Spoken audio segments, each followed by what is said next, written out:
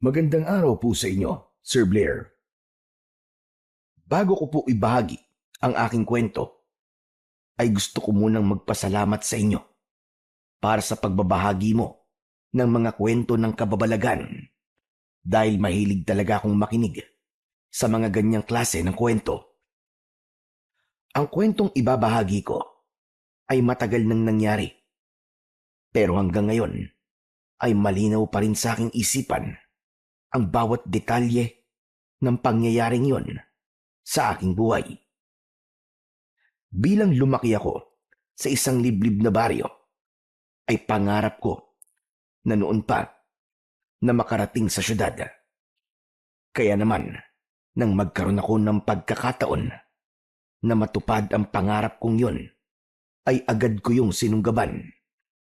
Pero wala akong kaalam-alam na ang pagpunta ko sa ibang lugar ang magdadala sa akin sa isang karanasan na hindi ko makakalimutan. Itago niyo na lamang po ako sa pangalang Efren. At ito ang aking kwento. Lumaki ako na tanging ang lolo Simeon ko lamang ang aking kasama. Sa pagkakaalam ko, nang nabuntis ang nanay ko, ay iniwanan siya ng tatay ko. Matapos kong maipanganak, ay nagkaroon ng sakit ang nanay ko at yun ang kanyang ikinasawi. Simula noon ay si Lolo Simeon na ang tumayong magulang ko. Kilala si Lolo Simeon sa aming lugar dahil bukod sa isa siyang mahusay na albularyo, ay may karunungan din siya sa paggamit ng iba't ibang uri ng mga agimat.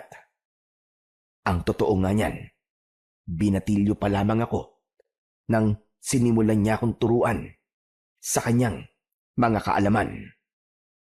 Nang ginulo ng isang aswang ang aming lugar noon, ay si Lolo Simeon ang namuno sa pagtugis sa naturang aswang.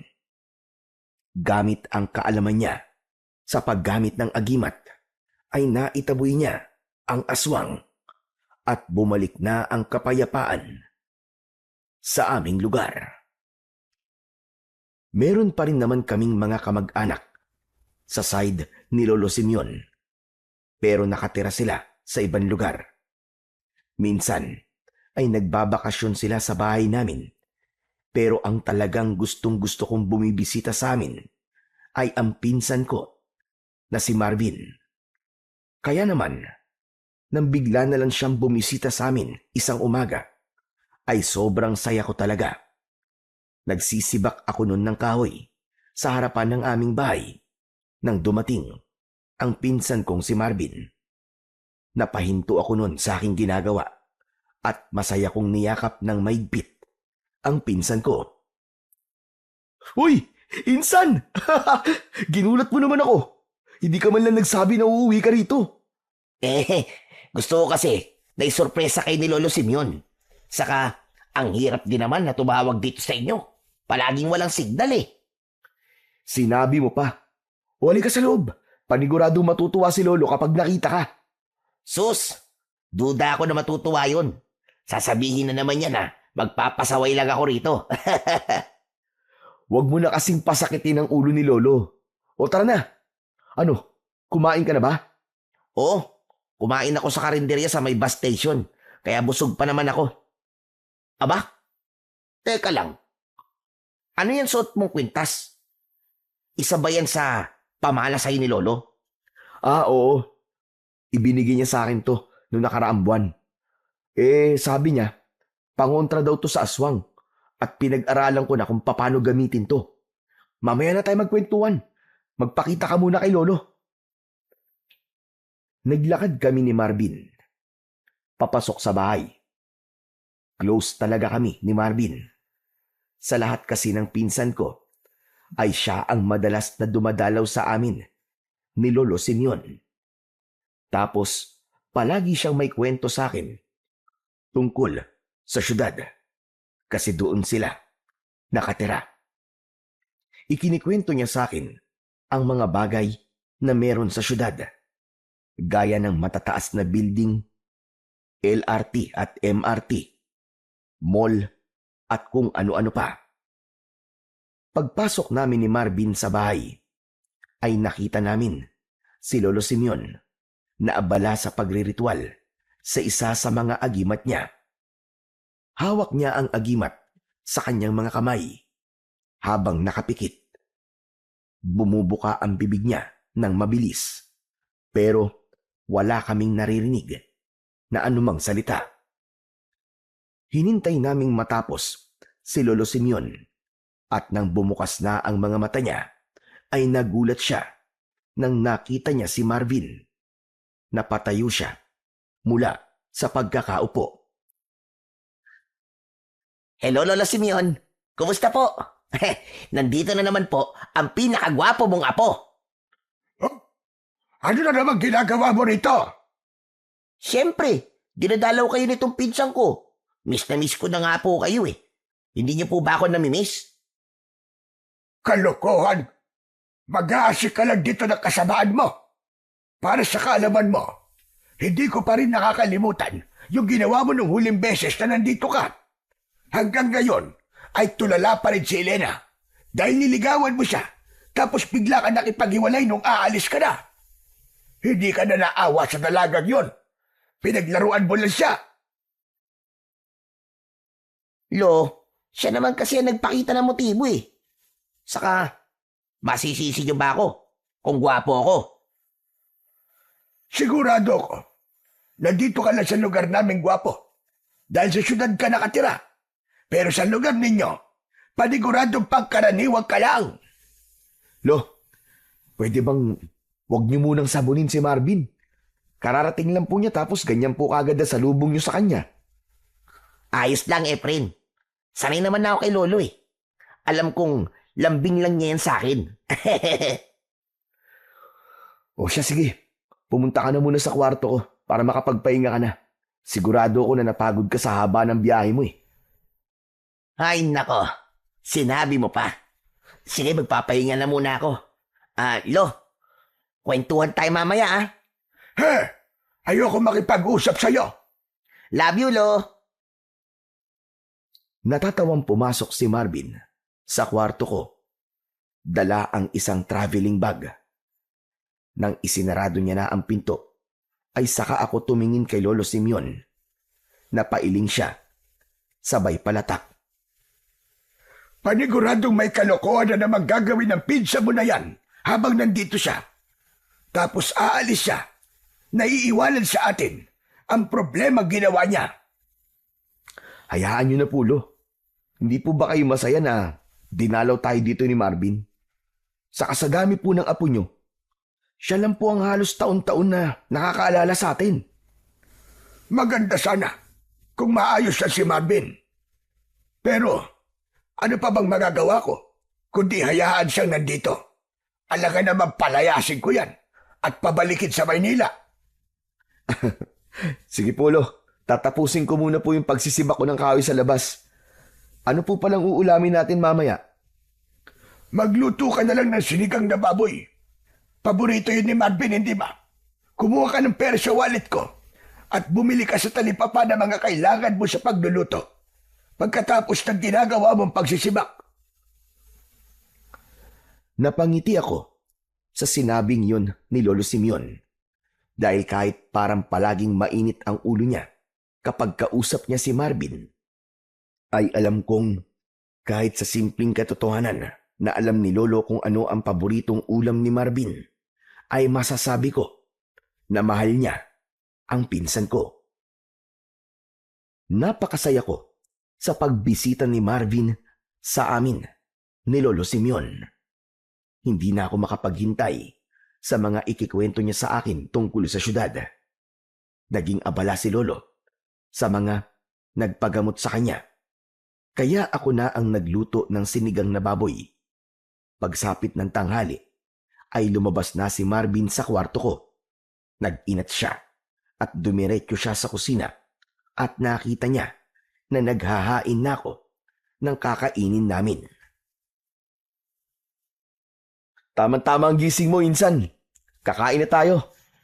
Ayos ah. Sinigang na baboy. Alam mo talaga kung anong paborito ko, Insan ah. Si Lolo nagpaluto niyan sa akin. Sabi niya, sinigang na baboy ang lutuin ko. Kasi alam niya na paborito mo nga yan. Sabi ko na nga be, love mo ako, Lolo eh. Thank you, Lolo Simeon. Manahimik ka. Hindi ko yan pinaluto para sa'yo. Kahapon ko pa kasi gustong kumain ng sinigang na baboy. Nasa isip ko na kahapon pa yan, na gusto kong ulamin yan. Malay ko bang darating ka ngayon? Parang hindi naman ganyan na sinabi mo sa akin kanina, Lo eh. Manahimik ka dyan, Efren ah. Tapusin mo na yung ginagawa mo para makakain na tayo. At kanina pa akong nagugutom. Tinapos ko na ang paghahain at saka ako naupo. Nagdasal muna kami para magpasalamat sa Panginoong Diyos sa pagkain na nasa aming harapan. Matapos yun, ay nagsimula na kaming kumain. Kailan ka pala aalis dito, Marvin? Lolo naman, kakarating lang po ni Marvin tapos yan na po kaagad ang tanong nyo kung kailan aalis. Kaya nga naman, Lo. Parang ayaw mo nandito ako ah. Tuwing nandito ka kasi, ay palagi kang may ginagawa kalokohan. Promise, Lo. Magpapakabait na po ako ngayon. Ay nako, hindi ako naniniwala. Gawin mo na lang at huwag kang puro salita. Pero Insan, hanggang kailan ka pala dito? Siguro mga 1 linggo. Nag-shutdown kasi yung pabrika na pinagtatrabahuan ko eh. 2 linggo kaming walang pasok. Mga machine kasi ang nagkaroon ng probleme. Ay oo nga pala, Insan. Ang daming hiring na pabrika ngayon dun ah. Baka gusto mo subukan magtrabaho sa syudad. Talaga? Tumatanggap ba sila ng high school graduate lang? Oo naman. Kahit nga hindi tapos ng high school eh, nakakapagtrabaho sa pabrika eh. Eh kung gusto mo, asikasuhin mo na yung mga requirements mo tapos sumama ka na sa akin pagbalik ko ron eh. Lo, pwede ko po ba subukan na magtrabaho sa Maynila? Hindi! Dito ka lang. Pero Lo, gusto ko rin po maranasang kumita ng pera eh. Tulungan mo akong mag-alaga ng mga itik at kumikita rin naman tayo ron. Saka hindi ba, sinasanay kita sa paggamit ng agimat at panggagamot. Kailangan mamana mo ang kakayahan ko dahil ikaw lang ang nakikita kong karapat-dapat na magmana nun. Aba, ayos din. Future albularyo / antigero ka pala, Insan eh. Ang astig naman. Pero, Lo, gusto ko lang pong subukan na magtrabaho sa ibang lugar. Saka bata pa lang ako, pangarap ko na po talaga makapunta sa Maynila eh. Kapag sinabi kong hindi pwede, hindi pwede. Mas mabuti na dito ka na lang sa baryo natin. Masyadong magulo sa Maynila. Huwag kang maniniwala sa mga pinagsasabi ng pinsan mong yan tungkol sa syudad. Mas payapa dito sa atin. Samantalang doon, naliwat kanan ang krimen na nangyayari. Tama naman po kayo sa sinabi nyo. Mas marami nga pong nangyayaring krimen sa syudad kumpara dito sa inyo. Pero, masaya pa rin po mabuhay dun, Lo. Maraming trabaho at hindi mo mararamdaman na napag-iiwanan ka ng mundo. Kaya, Lo, payagan nyo na po magtrabaho si Efren sa syudad. Huwag po kayo mag-alala. Ako po bahala sa kanya. Tumigil kayong dalawa sa kaibahan nyo, ha? Hindi magtatrabaho si Efren sa syudad. Dito lang siya. Dahil mas mapapakinabangan siya rito. Kaya ikaw, Marvin, tigilan mo na ang pag-iimpluwensya niya kay Efren na magtrabaho kung saan-saan lugar. Ang init naman po agad ng ulo nyo, Lo. Pero kayo po ang bahala. Wala akong magagawa. Pero sana ay pag-isipan nyo po ang alok ko kay Insan. Malay nyo, nasa ibang lugar pala at swerte niya. Matalim na tinignan ni Lolo Simeon si Marvin. Kaya hindi na siya nagsalita. Tumahimik na rin ako kasi alam ko na kahit na anong paliwanag pa ang gawin namin ni Marvin ay hindi talaga papayag si Lolo Simeon na umalis ako sa aming baryo. Naiintindihan ko naman na kailangan kong manahin ang kakayahan niya. Kapag kasi nawala na siya, ay kailangang merong magpatuloy ng mga ginagawa niya. gaya na lamang ng panggagamot at paggamit ng agimat. Pero hindi ko rin kasi kayang isantabi ang pangarap ko na magpunta sa syudad. Kahit sana hindi ako magtrabaho roon, ay gusto ko pa rin na makapasyal sa lugar na yon. Sa mga sumunod na araw, ay madalas kong samahan si Marvin sa magagandang lugar sa aming baryo. Pero ang palagi naming pinupuntahan ay ang talon na nasa loob ng gubat.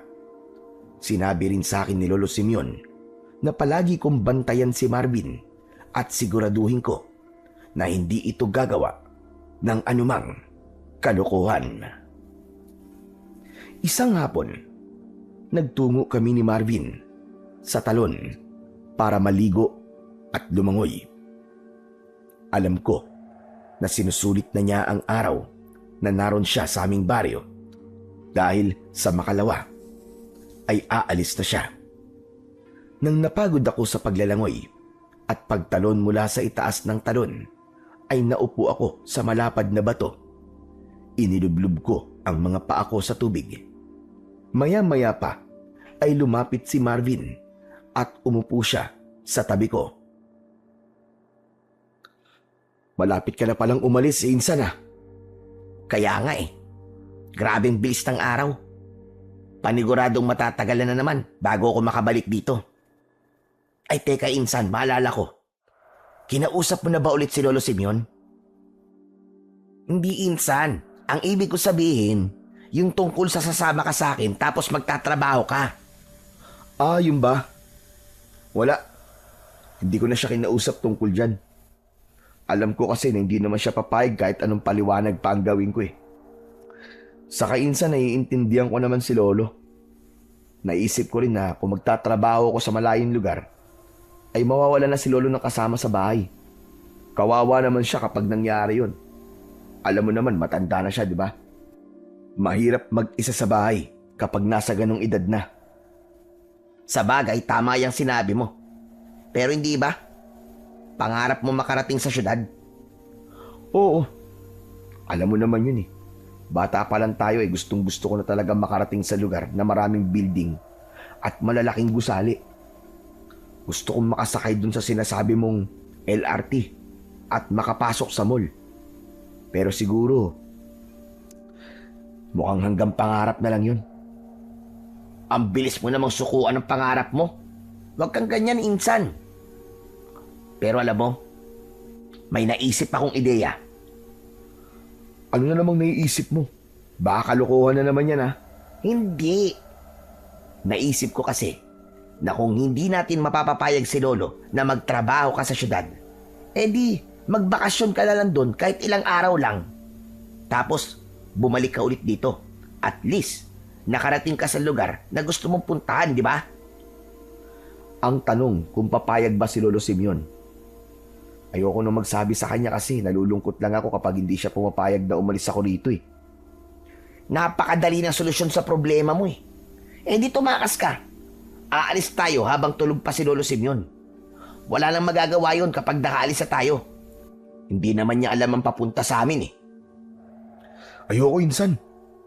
Panigurado magagalit si Lolo sa akin kapag ginawa ko yun.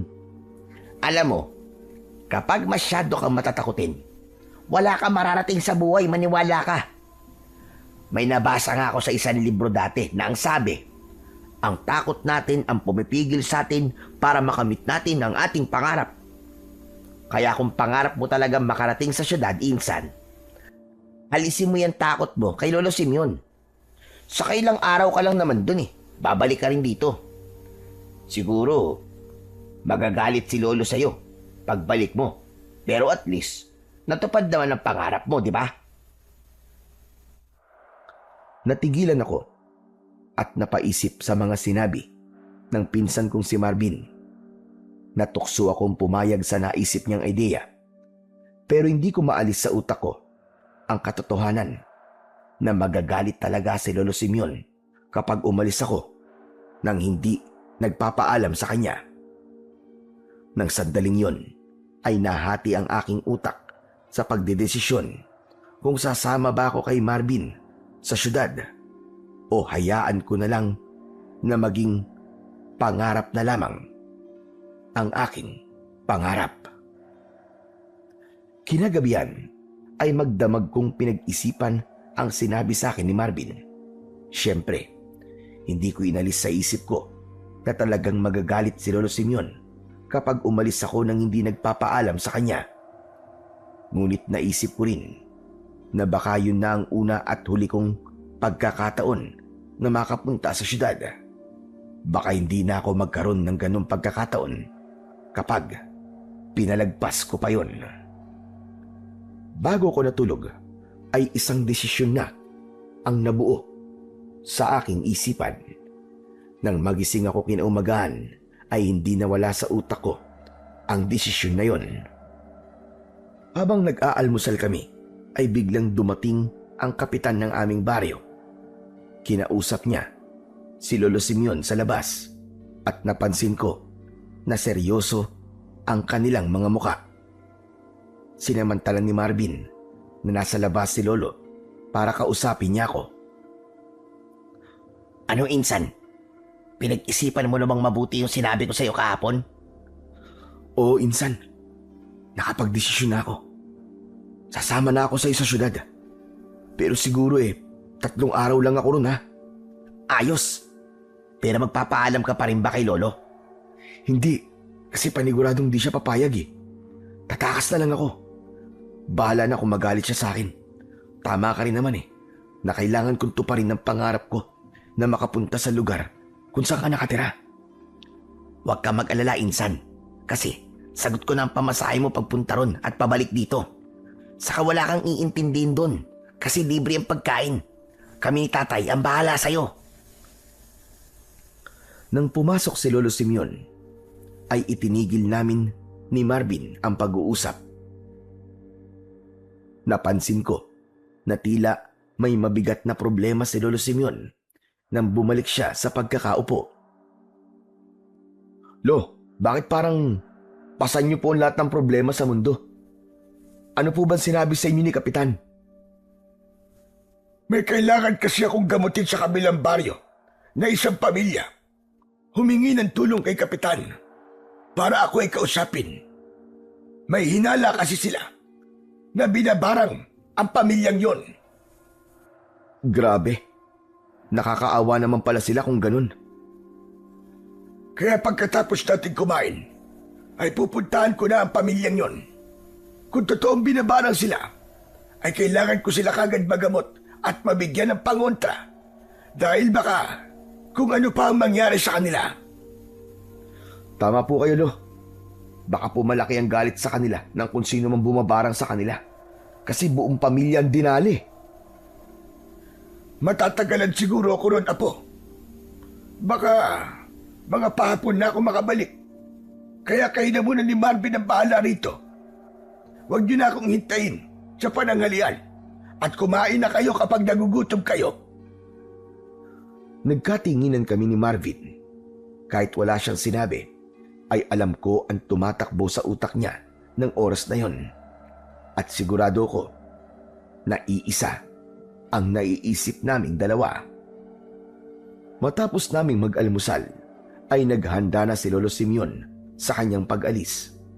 Dinala niya ang mga gamit niya sa panggagamot at nagdala rin siya ng ilang piraso ng agimat. Nang nagpaalam na siya, ay tumayo kami ni Marvin sa may pintuan at inihatid namin ng tanaw si Lolo Simeon. Grabe. Hanggang ngayon pala, si Lolo Simeon pa rin ang inaasahan dito pagdating sa panggagamot, no? Sinabi mo pa, Insan. Kaya nga gusto niya na manahin ko kakayahan niya.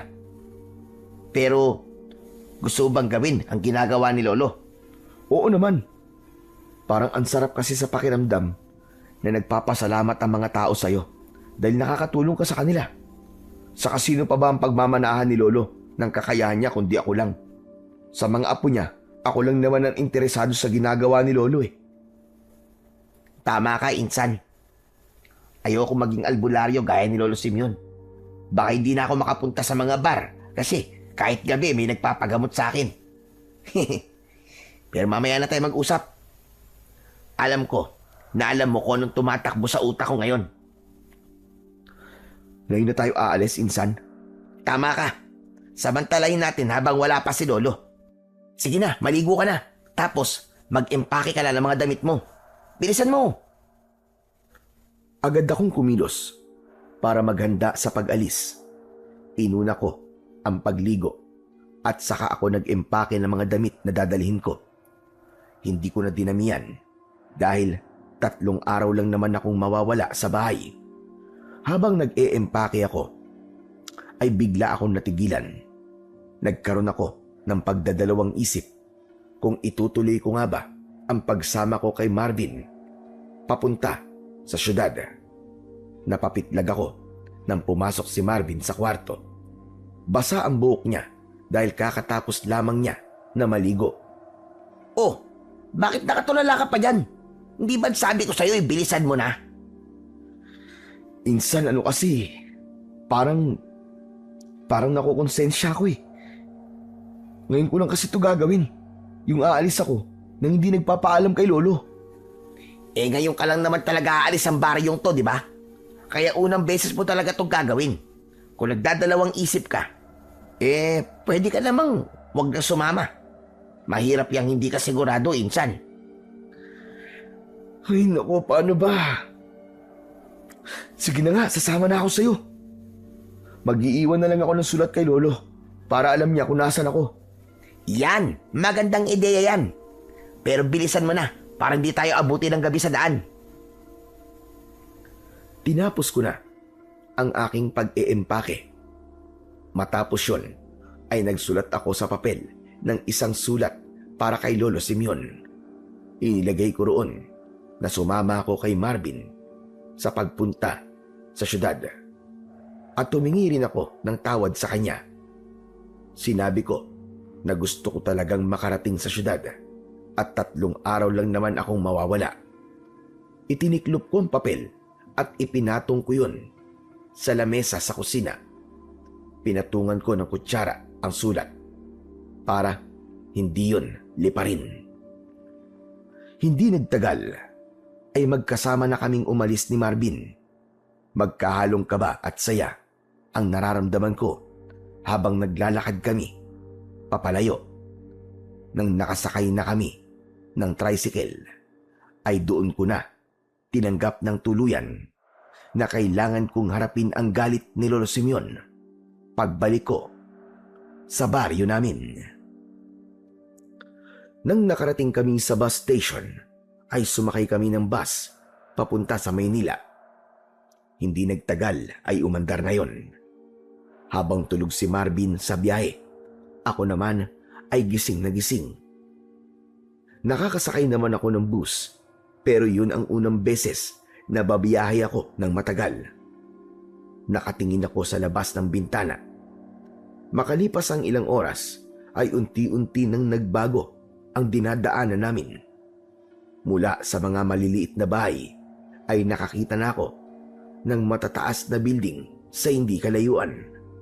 Bawat billboard na nadadaanan namin ay tinitignan ko at manghang-mangha ako. Insan, tignan mo, ang daming malalaking TV. Ano ka ba? Hindi TV mga yan. Billboard ang tawag dyan. Ah, ganun ba? Kala ko kasi TV. Ngayon lang kasi ako nakakita ng mga ganun eh. Pero totoo nga pala yung kinikwento mo sa akin, no? Ang daming matataas na building dito. Nasa Maynila na ba tayo, Insan? Oo, pero sa Quezon City kami nakatira. Malapit-lapit na rin tayo. Mabuti na lang at umalis kagad tayo kasi kung tumagal pa tayo, ay aabuti na tayo ng sobrang gabi. Nagpatuloy ako sa mga bagay na noon ko lang nakita. Doon ko napagtanto na napakalayo pala talaga ng baryo namin sa syudad. Nang bumaba na kami sa bus, ay sumakay naman kami ng jeep. Pagbaba namin, ay sa LRT naman kami sumakay. Tinuruan ako ni Marvin kung paano gumamit ng card na kailangan kong ipasok sa isang bagay para makapasok ako sa hintayan ng tren. Nang nakasakay na kami sa LRT, ay hindi pa rin ako makapaniwala na nangyayari yun. Ang buong akala ko kasi ay habang buhay na akong nasa aming baryo at hindi na ako makakapunta sa ibang lugar. Papalubog na ang araw at naglalakad na kami ni Marvin papunta sa bahay nila. Napansin ko ang napakalaking tambak ng basura sa paligid. Pumapasok sa ilong ko ang mabahong amoy ng basura. Insan, saan ba tayo papunta? Eh di sa bahay namin. Akala ko ba sabi mo sa kondo kayo nakatira ni Tito Victor? Bakit nasa gitna ng bundok ng basura tayo naglalakad? Hindi ba sabi mo ang kondo ay isang mataas na building? Wala naman ako nakikitang building dito Masyado ka ba inipid? Maghintay ka lang. Makakarating din tayo sa kondo namin. Payatas ang tawag sa lugar na to. Dito itinatambak ang mga basura na nanggagaling sa iba't ibang lugar. Ganun ba? Anong ginagawa ng mga tao ron sa tambak ng basura? Bakit parang naghahalo kayo sila? Pangangalakal ang tawag sa ginagawa nila. Naghanap sila ng mga plastic, bakal, at bote. O kung ano pang bagay na pwede nilang ibenta sa junk shop. Yan ang kabuhayan nila. Totoo pala yung sinasabi ng iba na may pera sa basura. Makalipas ang ilang minutong paglalakad, ay huminto si Marvin sa harapan ng isang bahay na barong-barong. Ang dingding nun ay pinagtagpi-tagping yero, plywood at sako. Binuksan niya ang pinto. Madilim sa loob, kaya binuhay ni Marvin ang ilaw. Tumambad sa amin ang isang lalaki na nakahiga sa papag. Tulog siya habang nakanganga. May 2 bote ng alak sa tabi ng papag. Sa itsura ng lalaki ay alam kong lasing na lasing siya. Ay nako, si tatay talaga oo. Naglasing na naman. Hanggang ngayon pala ay hindi pa rin humihinto sa pag-iinom ng alak si Tito Victor. Sinabi mo pa. Pinipigilan ko na nga yan dati pero ayaw pa rin magpapigil. Kaya yun, hinayaan ko na lang. Kasi yan lang naman ang paraan niya para makalimot kahit sandali sa pagkawala ni nanay. Halos 2 taon na ang nakakaraan nang mamatay ang nanay ni Marvin. Ayon sa kwento niya, ay may pumatay sa nanay niya habang naglalakad yun pauwi. Gabi nang mangyari yun at walang nakakita kung sino ang pumatay sa nanay ni Marvin. Iginala ko ang mga mata ko sa kabuuan ng bahay na kinaroroonan namin. Kakaunti ang gamit doon. Meron isang maliit na TV na nasa sahig. May lamesa at 2 upuan. Merong lababo at may isang pinto na sa tingin ko ay para sa banyo. Marvin, ito na ba ang bahay nyo? Akala ko ba sa building kayo nakatira? Yung kondo kung tawagin. Ito na nga yung kondo na sinasabi ko sa'yo. Alam mo kasi, Insan, iniisip ko na isa tong condominium building. Pangarap ko kasi talaga na makatira kami ni tatay sa ganun Pero habang wala pa akong pera, ay nag-i-imagine na lang ako na sa kondo kami nakatira. Bakit? Nagulat ka ba na ganito ang buhay namin dito? Medyo. Ang akala ko kasi sa maayos na bahay kayo nakatira Pero okay na to, kaysa sa wala. Tama ka. Saka ang importante ay magkasama kami ni tatay. Pasensya ka na nga pala kung naabutan natin si tatay na lasing Bukas mo pa yan makakausap. Ilagay mo na lang dyan sa tabi ang bag mo. Lalabas lang muna ako para bumili ng pagkain. Sinunod ko ang sinabi ni Marvin. Nang umalis na siya, ay lumabas ako at pinagmasdan ko ang kapaligiran. Sa totoo lang, malayong malayo ang lugar na yon sa kinuwento sa akin ni Marvin kung saan sila nakatira. Pero naiintindihan ko naman kung bakit nagsinungaling si Marvin sa amin ni Lolo Simeon. Ayaw niya lang siguro kaming mag-alala sa kanila ng tatay niya. Hindi nagtagal ay bumalik na si Marvin na may dalang lutong ulam at 2 plastik na may kanin. Naghain na siya at sabay kaming kumain. O ano, saan mo nga pala gustong pumunta bukas? Hindi ko naman alam ang pwedeng puntahan dito eh. Ikaw na ang bahala. Sige, total. Hindi ka pa naman nakakapunta sa mall. Doon tayo pupunta bukas. Talaga? Sige, gusto ko yan. Pero mas masaya sana kung kasama natin si Lolo Simeon, no? Hindi ba? Ayaw umalis ni Lolo sa lugar nyo? Kaya nga eh. Tsaka paniguradong sa oras na to, alam na ni Lolo na sumama ako sa'yo. Nako, galit na galit yun sa akin pag uwi ko. Huwag mo na munang isipin si Lolo Simeon. Paano ka makakapag-enjoy niyan kung palagi mo siyang iisipin? Sa bagay, tama ka. Saka, mabilis na rin naman ang 3 araw eh. Susulitin ko na lang ang araw na nandito ako. Pagkatapos naming kumain, ay tumambay muna kami sa labas. Habang nagkwekwentuhan kami ni Marvin, ay nakatingin ako sa bundok-bundok na mga basura. Kahit gabing-gabi na, ay meron pa ring mga tao na naghahalukay sa basura. Doon ko nakita kung gaano kahirap ang buhay ng mga taong nakatira sa lugar na yon. Hindi agad ako nakatulog sa unang gabi ko sa bahay ni na Marvin dahil namamahay ako. Kaya naman, medyo late na akong nagising ng sumunod na araw. Nakita ko sina Marvin at Tito Victor na kumakain na ng almusal. Inaya nila akong kumain. Nagmumugmo na ako bago ko tumulog sa kanilang hapagkainan.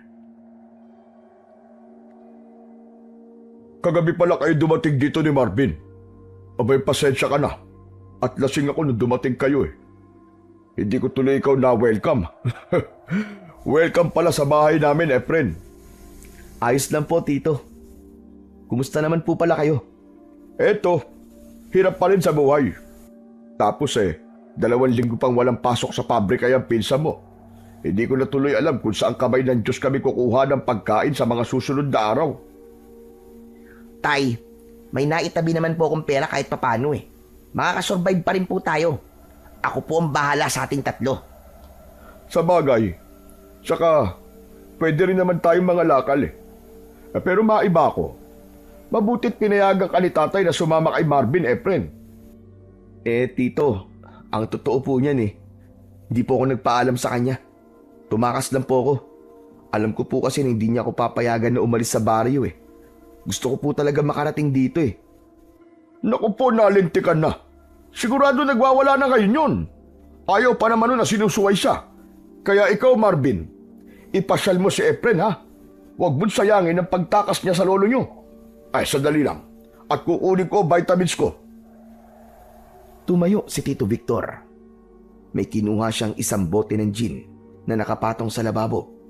Pagkaupo niya, ay nilagyan niya ng gin ang kape niya at dere-derecho niya yung ininom hanggang sa maubos. Teka. Gin po ang vitamins nyo? At hinahalo nyo pa po sa kape?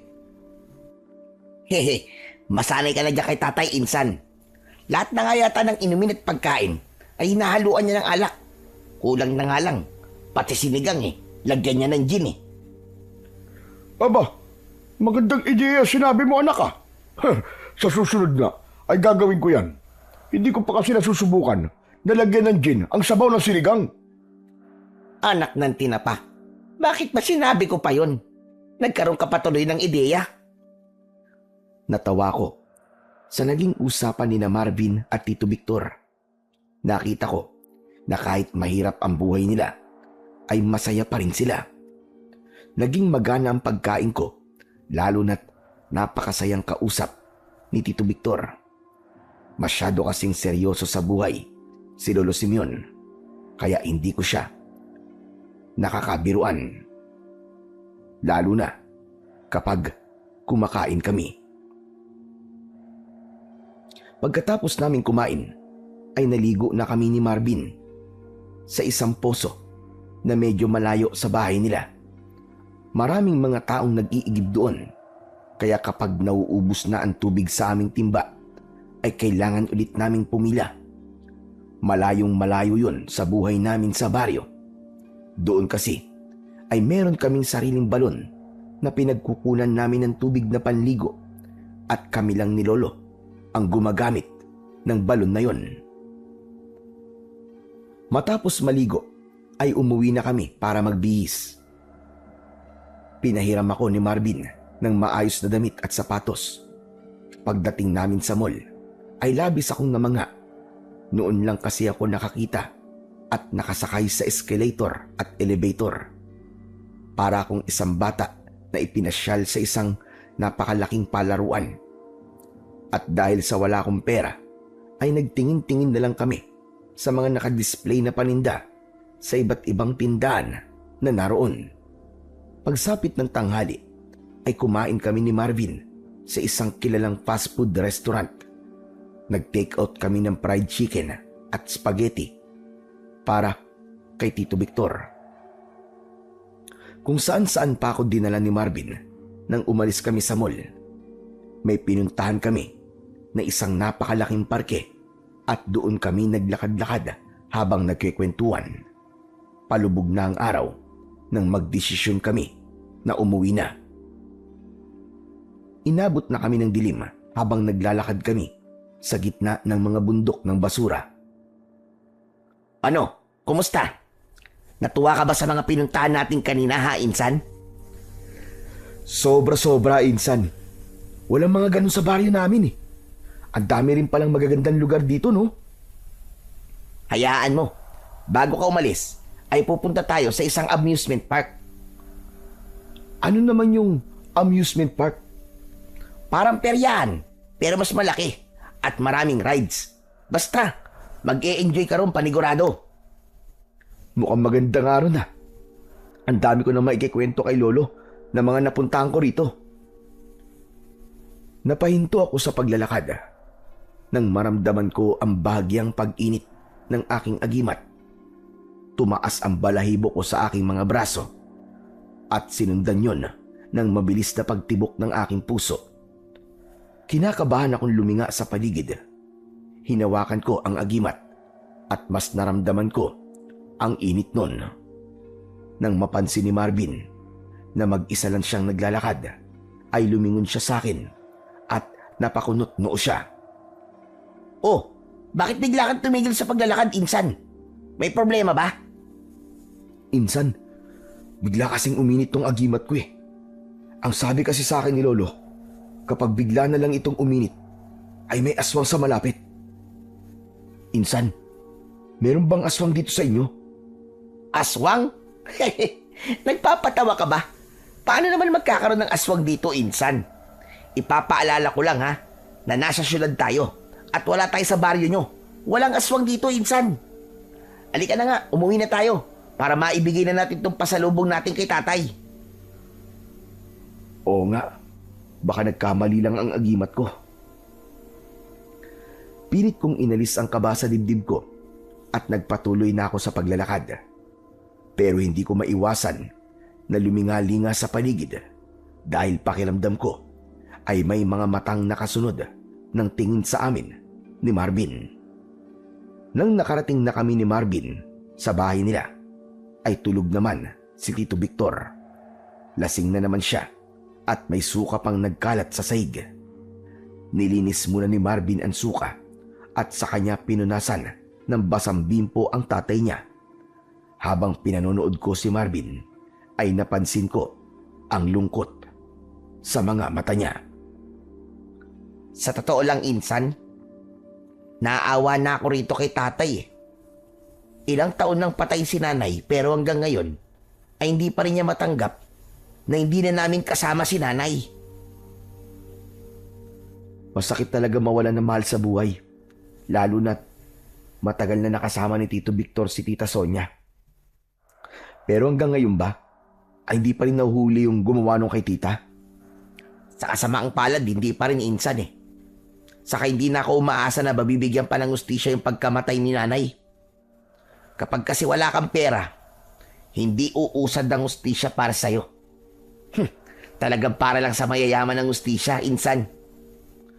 Wala ba kayong suspect sa kung sino ang pwedeng gumawa nun? Wala, insan. Napakabait ng nanay ko. Wala yung kaaway dito. Lahat ng tao rito ay kasundo niya. Imposible kasing pagdanakaw mong motibo kasi nang natagpuan ng bangkay ni nanay ay naroon pa rin ang pitaka niya at walang bawas yung perang naroon. Kaya nga lahat kami rito ay nagtataka kung sinong gagawa nung kay nanay. Biruin mo, insan. Yung paraan ng pagpatay sa nanay ko ay hindi talaga makatao. Halos hindi na namin siya makilala.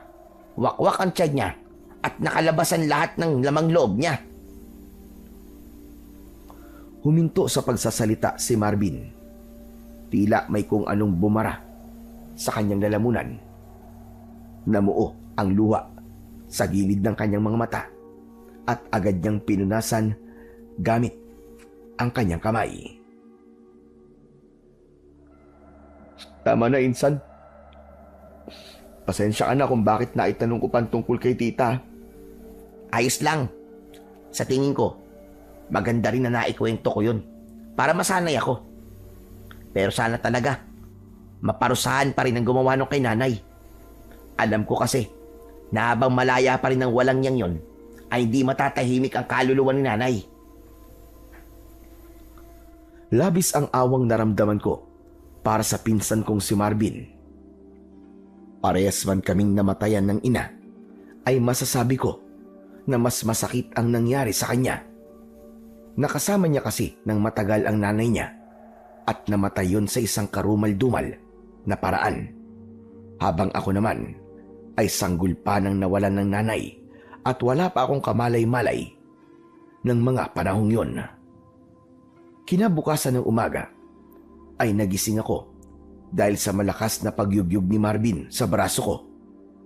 Papungas-pungas ko pang ibinukas ang aking mga mata. Bakit yun, insan? Bumangon ka na dyan, insan. May namimigay ng libreng almusal sa labas. Ha? Sino? Basta huwag ka na magtanong at baka maubusan na tayo ng pagkain. Kahit wala pa ako sa wisyo, dahil kakagising ko pa lang, ay tumayo na ako at sumama ako kay Marvin sa labas ng bahay. Nakita ko sa hindi kalayuan ang isang pila ng mga tao at sa unahan ay may isang mahabang lamesa.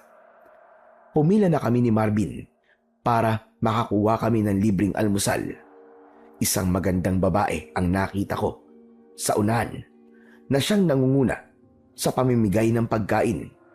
Maaliwalas ang mukha niya at palagi siyang nakangiti. Sino yung babaeng namimigay ng pagkain, insan? Siya si Madam Elvira. Madalas talaga siyang mamigay ng pagkain dito sa Payatas.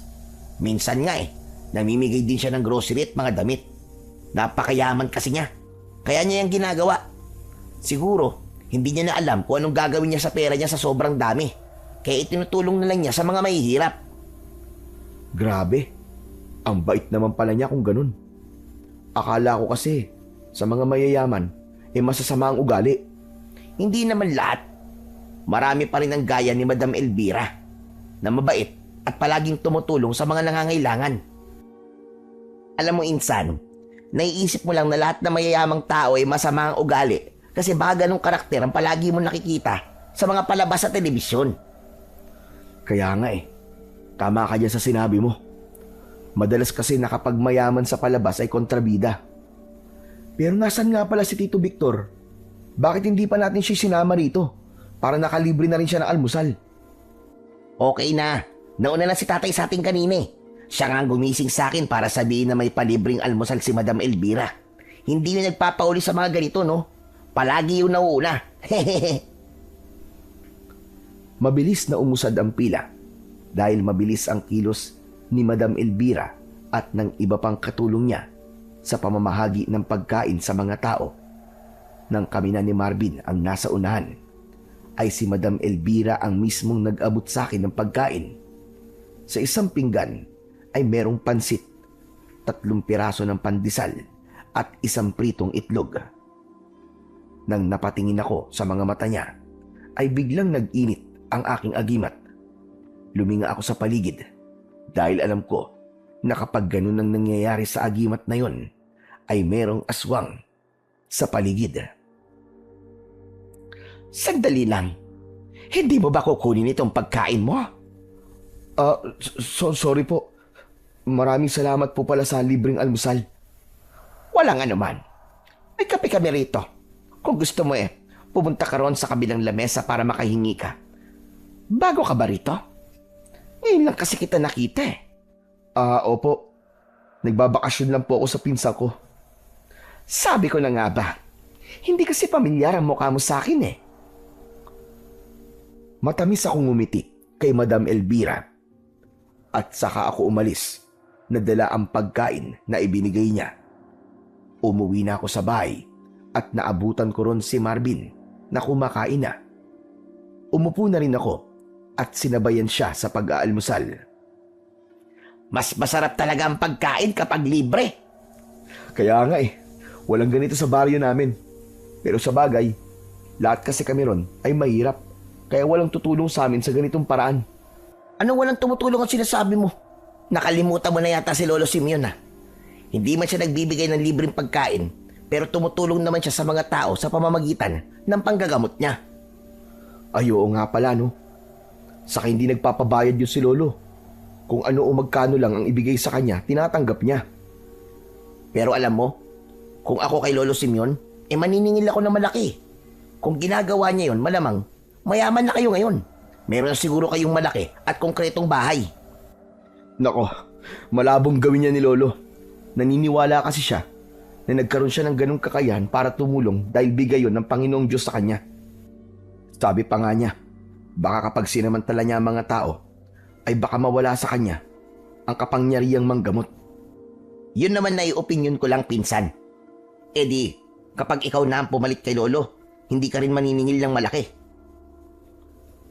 Nang dahil sa usapan namin ni Marvin, ay bigla kong naalala si Lolo Simeon. Naisip ko na galit na siya sa akin at baka minuminuto niya na akong minumura. Oh, bakit bigla ka namang tumahimik dyan? Naalala ko kasi bigla si Lolo Simeon Galit na sa akin yung panigurado. Hindi ba? Alam mo naman na yan bago pa tayo umalis ng baryo nyo. Saka ano ka ba? Huwag ka mag-alala. Huling araw mo na rito bukas tapos uuwi ka na sa inyo. Ay, oo nga pala. Bukas tayo pupunta sa amusement park Maiba ako, insan. Alam mo ba kanina, habang nakapila tayo ron, uminit na naman tong agimat ko. Ibig sabihin, may aswang sa malapit, ganun ba? Tama ka. Pero nagtataka ako kasi wala naman akong nakikitang aswang o kahina-hinalang tao sa paligid sa labas. Baka naman kasi nagmamalfunction na yung agimat mo. Malfunction talaga? Ano to, makina? Pero baka nga naglolo ko na tong agimat ko Matagal ko na rin kasi itong hindi nadadasalan Kasi alam ko na hindi ko pa naman ito kakailanganing gamitin. Sa kainsan, wala naman talagang aswang dito Maniniwala pa sana ako sa'yo na tama ang binibigay niyang senyales kung nandun tayo sa baryo nyo. Hindi ba? Minsan na may umataking aswang doon. Kaya nga mamaya dadasalan ko to para hindi na ito mali-mali ng pagbibigay sa akin ng babala. Ipinagkibit balikat ko na lang ang bagay na yon. Inisip ko na baka nga dahil sa hindi ko na nadadasalan ang aking agimat ay nagkakamali na yon. Pagsapit ng gabi ay pinagbihis ako ni Marvin ng maayos. Tinanong ko siya kung saan kami pupunta. Pero ang sabi niya ay secret at malalaman ko na lang kapag nakapunta na kami sa lugar na pupuntahan namin. Nangako siya sa akin na mag-e-enjoy ako sa lugar na yon. Laking gulat ko nang dalhin ako ni Marvin sa isang bar kung saan may mga babaeng nagsasayaw sa maliit na entablado. Ang suot nila ay pangloob lang. Gumigiling sila na parang inaakit nila ang lahat ng mga lalaking naroroon. Umorder ng beer at sisig si Marvin para sa aming dalawa. Insan, bakit mo naman ako dinala rito? Magkakasala ako niyan sa'yo Bakit ka naman magkakasala? Wala ka namang syota. Kahit na pa eh. Ang sabi kasi sa akin ni Lolo ay hindi ako pwedeng makakita ng mga babae na nakaubad. Maliban na lamang sa mapapangasawa ko. Grabe. Masyado naman makalumay ang pag-iisip ni Lolo Simeon. Alam mo, Insan, walang masama na pumunta ka sa ganitong lugar. Siya hindi naman nakaubad yung mga babae rito eh. Tignan mo nga oh, at may suot pa rin sila kahit papano. Kahit na, Insan, hindi ba sila nilalamig sa mga suot nila? Baka magkaroon sila ng pulmonya niyan. Ewan ko sa'yo, Insan. Dapat talaga na isama kita ng mas madalas dito eh, para masanay ka sa mga ganitong bagay eh. Ang mabuti pa, simulan na natin ang pag-inom. Insan, di naman ako umiinom eh. Mapapagalitan ako ni Lolo. Wala naman dito si Lolo Simeon eh. Tsaka, hindi niya naman ito malalaman. Ano ka ba? Binuksan ni Marvin ang 2 bote ng beer at inabot niya sa akin ng isa. May pagdadalawang isip ko yung tinanggap. Sa una ay ayoko talagang uminom, pero masyadong naging mapilit si Marvin, kaya wala akong nagawa kundi antikman ang beer.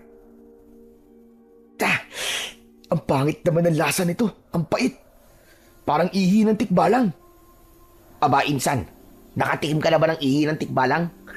At alam mo ang lasa nun? Sa una lang mapait yan. Kapag tumagal na, sasarap na yan.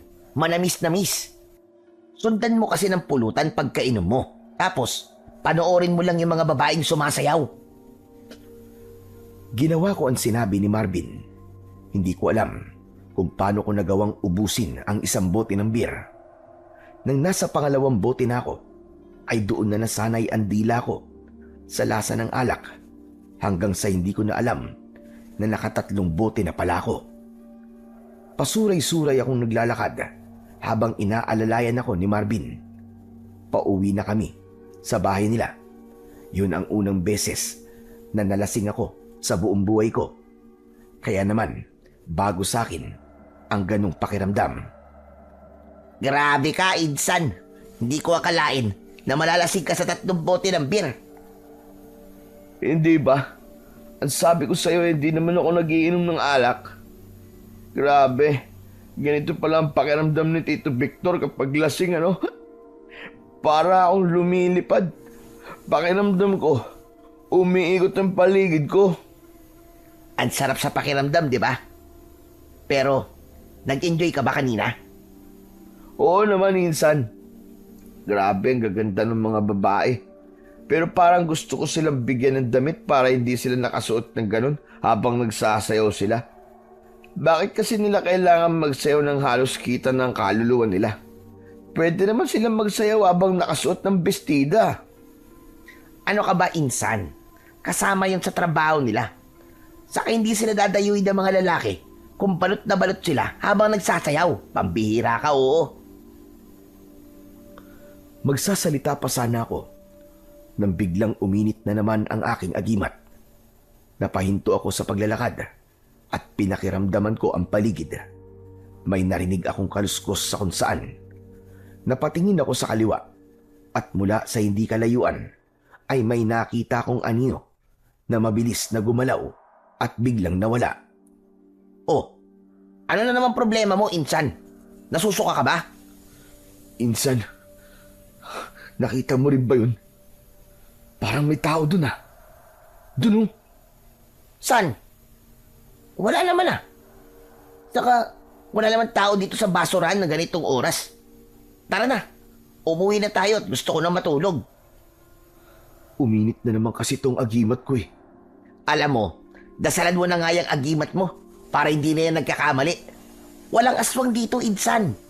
Tara na. May pag-aalinlangan ako naglakad kasama ang pinsan ko. Hindi ko alam, pero kinakabahan talaga ako ng sandaling yon. Sa tingin ko, ay kailangan ko na talagang dasalan ang aking agimat upang masiguro ko na tama ang mga babalang ibinibigay nun sa akin. Nang makauwi na kami ni Marvin sa bahay nila, ay agad siyang humiga sa tabi ni Tito Victor. Sa sobrang kalasingan din ni Marvin, ay hindi niya na nagawang isarado ang pinto. Isasarado ko na sana ang pinto nang makarinig ako ng malakas na pagsigaw ng isang lalaki sa kung saan. Tila nawala ang epekto ng alak sa akin nang marinig ko ang sigaw na yon. Pinakinggan ko ang sinasabi ng utak ko. Kinuha ko ang itak at lumabas ako ng bahay. Sinundan ko ang pinagmumulan ng sigaw. Dinala ako ng mga paa ko sa likuran ng isang napakalaking tambak ng basura at doon ko nakita ang isang nakakagimbal na tagpo. Nakita ko ang isang nilalang na may nakakatakot na itsura. Para siyang isang halimaw na hinugot mula sa kailaliman ng impyerno. Halos kulay itim ang kanyang buong katawan. Mahahaba ang mga kuko niya at matutulis ang kanyang mga ngipin. Meron siyang malalaking mga mata na kulay pula na parabang nagbabagang bolang apoy. At ang mas nakakapanindig balahibo pa sa kanya ay ang malalaki niyang pakpak na maihahalin tulad sa pakpak ng isang tambuhalang paniki. Isang lalaki ang nilalapa niya. Tila gutom na gutom siya habang kinakain niya ang lamang loob ng walang kalaban-laban na lalaki. Malinaw na isang aswang ang nilalang na yon. Sa pagkakatanda ko, ay aswang na lipad ang tawag sa amin ng ganong klase ng aswang. Hindi ako nakagalaw sa aking kinatatayuan dahil sobra ako nabigla. Hindi ko kasi inaasahan na makakakita ako ng aswang sa napakalawak na tambakan ng basura. Mabuti na lang at hindi ako napansin ng aswang dahil madilim ang kinaroroonan ko. Hindi nagtagal ay lumipad palayo ang aswang. Sa lakas ng pagkampay ng pakpak niya ay nilipad ang ilang basura. Mabilis na nawala ang aswang sa paningin ko at doon lang tila bumalik ang kaluluwa sa aking katawan. Naisipan kong lapitan ang bangkay ng lalaki pero hindi ko na itinuloy. Natakot ako na baka merong makakita sa akin at isipin na ako ang pumatay sa lalaking yon. Kaya nagmamadali akong tumakbo pabalik sa bahay ni na Marvin. Agad kong isinarado ang pinto at humiga na ako sa sahig na may nakalatag na manipis na kutsyon. Nanginginig ang buong katawan ko. Hindi ko alam kung dapat ko bang sabihin kay Marvin ang tungkol sa aswang dahil wala akong ideya kung papaniwalaan ba niya ako. Tanghali na nang magising ako. Wala sina Marvin at Tito Victor sa loob ng bahay. Nang naalala ko ang nakita ko kagabi, ay agad akong bumangon. Lumabas ako at nakita ko sa hindi kalayuan ang mga taong nagkukumpulan. Malamang nakita na nila yung bangkay ng lalaki na pinatay ng aswang. Nagtungo ako sa mga taong nagkukumpulan at nakumpirma ko na tama nga ang sinabi ko kanina. May mga pulis na naroroon at naghahanap sila ng ebidensya sa pinangyarihan ng krimen. Gusto ko sanang kausapin ang isa sa mga pulis pero nagkaroon ako ng alinlangan dahil baka hindi ako paniwalaan. Hanggang sa may tumapik sa likod ko at paglingon ko ay nakita ko si Marvin. Inaya niya na akong bumalik sa bahay nila at sumama naman ako sa kanya. Pagdating doon ay nakatulala akong nakaupo. Alam mo, Insan, malakas ang kutob ko na yung pumatay sa lalaking yon ay ang pumatay din sa nanay ko. Parehas na parehas sila kasi ng paraan ng pagkamatay. Ilang beses na bang nangyari rito ang ganong klase ng pagpatay, Insan? Sa totoo lang, maraming beses na talaga, Insan. Halos buwan-buwan na may pinapatay dito sa ganong paraan. Kaya nga may ibang nagsasabi rito na meron ditong gumagalang serial killer na galit sa mahihirap. Kasi karaniwan sa pinapatay dito ay mahihirap. Pero sa bagay, wala namang mayamang nakatira dito eh. Insan, may sasabihin ako sa'yo. Pero sana, Huwag mong isipin na gumagawa ko ng kwento o nagsisinungaling ako ha. Kilala mo ako, Insan. Hindi ko ugaling magsinungaling. Bakit? Ano ba yung sasabihin mo? Bigla naman akong kinabahan dyan. Insan, nakita ko kung sinong pumatay dun sa lalaki. Narinig ko ang sigaw niya kagabi bago siya pinatay. Kaya hinanap ko ang kinaroroonan niya para sana tulungan siya. Pero huli na, nung makita ko siya. Kasi patay na siya. Talaga? Kung ganun, dapat kang kausapin ng mga pulis. Baka ikaw na makakapagbigay ng lead sa kanila kung sino ang salarin sa mga patayang nangyayari dito sa Payatas. Pero Insan, hindi ko alam kung maniniwala sila sa sasabihin ko eh. Bakit naman? Kung nakita mo kung sino yung pumatay doon sa lalaki, di ba? Wala kang dapat na ikatakot, Insan. Sigurado ako, napoprotektahan ka ng mga pulis kasi witness ka. Maniniwala ba sila, Insan, kapag sinabi kong hindi taong pumatay dun sa lalaki, kundi isang aswang? Sandaling natigilan si Marvin at tinignan niya ako na para bang naghihintay siya na bawiin ko ang aking sinabi. Maya-maya pa ay malakas siyang tumawa. Yang ka na naman sa mga aswang-aswang mo, Insan eh. Naniniwala naman ako sa aswang, pero imposible kasi na may aswang dito. Nasa syudad tayo, Insan, at wala tayo sa isang liblib na baryo. Yun nga din nga ang pinagtataka ko eh. Pero totoo talaga ang sinasabi ko. Maniwala ka, Insan. Aswang talaga ang pumatay dun sa lalaki na yun. Kitang-kita ng mga mata ko kung paano nilapa nung aswang yung lalaki. Pagkatapos ay lumipad ng mabilis palayo yung aswang. Baka naman epekto lang yun ang pagkalasing mo kagabi. Hindi ba lasing na lasing ka? Kahit 3 bote lang ng birang tinira mo? Lasing ako, Insan. Pero alam ko ang kaibahan ng totoo sa hindi. Maniwala ka naman sa akin, oh. Nakakita na ako ng aswang noong may sumalakay na aswang sa baryo namin. Kaya sigurado ako na aswang ang nakita kong pumatay dun sa lalaki. Hindi ako sinungaling na tao, Insan. Kilala mo ako. Saka ano bang mapapala ko kung magsisinungaling ako, di ba? Wala naman eh. Teka, kung ganun. Ang ibig sabihin, Insan, aswang ang pumatay sa nanay ko. Kung parehas ng paraan ng pagpatay dun sa lalaki at kay Tita Sonia, malaki ang posibilidad na aswang ang pumatay sa nanay mo. Kaya pala palagi nagbibigay ng babala ang anting-anting ko. Dahil talagang may aswang dito. Hindi naman pala nagkakamali ang aking agimat. Kaya naisip ko na wag na munang umalis dito, Insan, hanggat hindi ko napapatay ang aswang na yon. Ayokong aalis ako rito tapos mag-iisip ako sa inyo ni Tito kung okay lang ba kayo.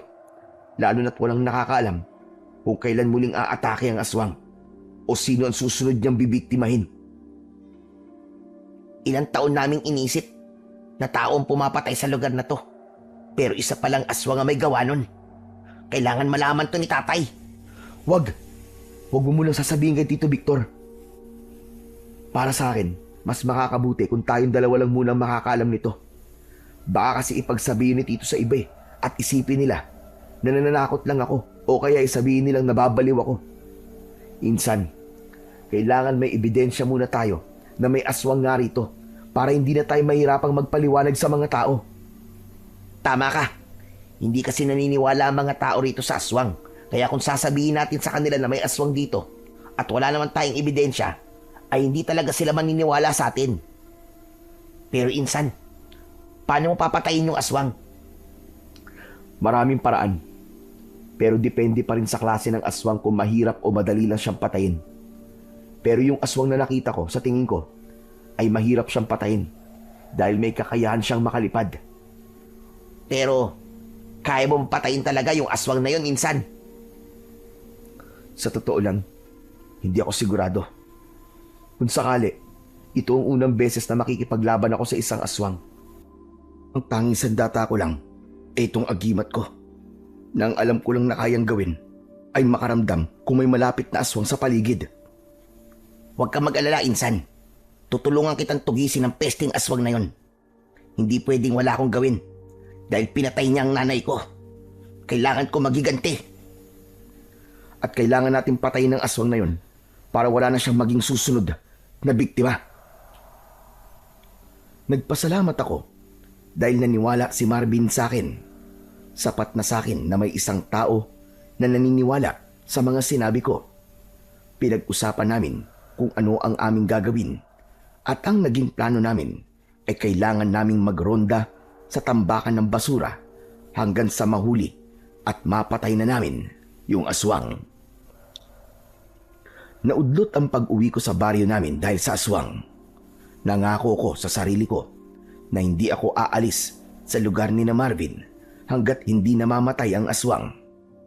2 magkasunod na gabi kaming nagronda ni Marvin sa tambakan ng basura at sa loob ng 2 gabi ay wala naman kaming nakitang bakas ng aswang. Hindi ko rin naramdaman na uminit ang aking agimat. Isang umaga, inaya ako ni Marvin sa labas dahil aniya ay naroon sina Madam Elvira para mamigay ng grocery at mga gamot. Nakipila na rin kami sa mga taong naroon. Habang nasa pila ay nagsalita si Madam Elvira. May gamit siyang megaphone para marinig ng lahat ang kanyang sasabihin. Nakarating sa akin ang nangyaring pagpatay sa isang lalaki rito sa inyong lugar. Alam ko na hindi yun ang unang beses na may pinatay dito sa ganung paraan. Gusto kong malaman ninyong lahat na nalulungkot ako ng labis sa tuwing may nababalitaan ako na pinatay dito. Alam nyo namang lahat kung gaano kalapit ang puso ko sa mga taong nakatira dito sa Payatas. Pero huwag kayong mag-alala dahil nakipag-usap na ako sa ating mga kapulisan para mas unahin nilang iresolba ang problema dito sa inyong lugar. Kaya umasa kayo na malapit na nating malaman kung sino talaga ang salarin sa mga nangyaring patayan at sigurado ko na magbabayad siya. Malakas na nagpalakpakan ang mga tao. Maging kami ni Marvin ay pumalakpak din dahil kahanga-hanga ang pagpapakita ng malasakit ni Madam Elvira sa mga tao sa lugar na yon. Ano, Insan? Nakita mo na? Napakabait talaga ni Madam Elvira, no? Alam mo ba, sa tuwing may nangyayaring patayan dito, ay nagbibigay siya ng tulong sa mga tao dito. Yun ang paraan niya para kahit papano, mabawasan ang takot at lungkot namin dito. Kaya nga, Insan eh. Sana ay dumami ang mga kagaya niya na merong malasakit sa mahihirap at mga mas nangangailangan. Hindi nagtagal ay ako na ang nasa unahan at si Madam Elvira na naman ang nag-abot sa akin ng grocery at mga gamot. Nang iabot niya sa akin ang mga yon, ay biglang uminit ang suot kong agimat. Bigla kong napatitig sa mga mata niya at sa paningin ko ay biglang nagbago ang mukha niya. Naging aswang ang itsura ni Madam Elvira pero agad din yung bumalik sa pagiging tao. Ipinilig ko ang aking ulo at hindi ako makapaniwalang tumingin kay Madam Elvira. Oh, iho, ayos ka lang ba? Parang namumutla ka. Ayos lang po ako, Madam. Maraming salamat po sa tulong ninyo. Pagkasabi ko nun, ay matamis na ngumiti sa akin si Madam Elvira. Umalis na ako sa unahan ng pila. Magkasama kaming bumalik ni Marvin sa bahay nila, dala ang mga grocery at gamot. Nakatulala ako ng sandaling yon. Iniisip ko kasi kung ano ang ibig sabihin ng nangyari kanina na nakita ko sa muka ni Madam Elvira, ang muka ng aswang. Hanggang sa isang hinala ang nabuo sa aking isipan. Hindi ako sigurado, pero nagkaroon ako ng kutob na may itinatago si Madam Elvira at yun ang kailangan kong malaman. Marvin, lalabas lang ako saglit ha. Bakit, Insan? Saan ka pupunta? Magpapahangin lang. Magpapahangin ka sa labas? Ang baho-baho ng hangin sa labas dahil sa mga basura. Basta, maglalakad-lakad lang ako. Ikaw ang bahala. Basta umuwi ka kagad ha. At mananalangin tayo mamaya. Ay, oo nga pala. Baka hindi muna tayo pumunta sa amusement park ngayon. Kapos na kasi ako sa budget, Insan eh. Ayos lang, Insan. Pwede naman tayong pumunta ron ng ibang araw eh. O hindi kaya, kapag bumalik ako rito. Lumabas na ako ng bahay ni na Marvin. Bumalik ako sa lugar kung saan namimigay sina Madam Elvira ng grocery at gamot. Kakaunti na lang ang mga taong nakapila, kaya alam ko na malapit na silang matapos. Nakita ko ang isang pulang kotse na nakaparada sa hindi kalayuan. Alam ko na yun ang kotse ni Madam Elvira dahil noong huling beses na nagpunta siya roon ay doon siya sumakay. Pasimple akong lumapit sa kotse at siniguro ko na walang makakakita sa akin. Chinek ko kung nakabukas ang trunk ng kotse at pakiramdam ko ay tumama ako sa jackpot ng loto dahil hindi yun nakalak. Marahil ay may kinuha roon si Madam Elvira tapos ay nakalimutan niyang isarado ng maayos. Agad kong binuksan ang trunk at pumasok ako sa loob nun. Isiniksik ko ang sarili ko roon at saka ko isinarado ang trunk. Matyaga ako naghintay hanggang sa naramdaman kong nabuhay na ang makina ng kotse at umandar na yon. Aminado ko na delikado ang gagawin ko pero hindi ko maaaring palampasin ang pagkakataon na yon para malaman kung ano ang itinatagong sikreto ni Madam Elvira. At ang naisip kong paraan ay ang sumama sa kanya papunta sa lugar kung saan siya pupunta. Makalipas ang halos 1 oras ay huminto na ang kotse. Pawisan na ako dahil napakainit sa loob ng trunk. Pero kailangan kong magtiis para malaman ko ang buong katotohanan. Napansin ko rin na habang nasa loob ako ng trunk ay hindi nawala ang pag-init ng aking agimat.